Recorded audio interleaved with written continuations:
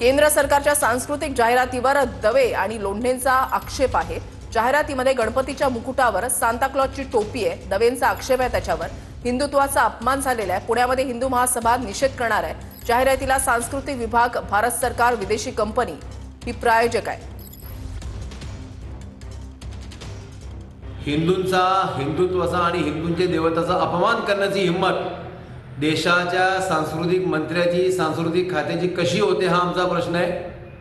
मोदीजी, आपण चर्चमध्ये गेला त्याचा अर्थ ही गणपतीचं धर्मांतर करण्याची परवानगी तुम्हाला मिळालेली आहे असं आम्ही मानत नाही, असं हिंदू महासभेचं स्पष्ट म्हणणं आहे। या हरामखोर नालायक सांस्कृतिक मंत्र्याचा त्वरित राजीनामा घेतला पाहिजे। आज दुपारी 4 वाजता हिंदू महासभा शनिवार चौकात त्या विरोधात आंदोलन सुद्धा करणार आहे।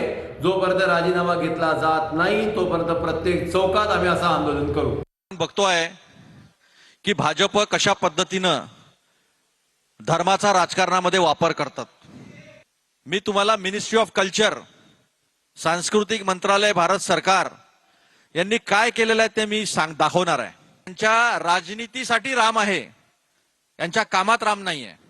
देशाच्या एका मुख्य वृत्तपत्रामध्ये आपलं आराध्य दैवत महाराष्ट्रामध्ये ज्याचं पूजन,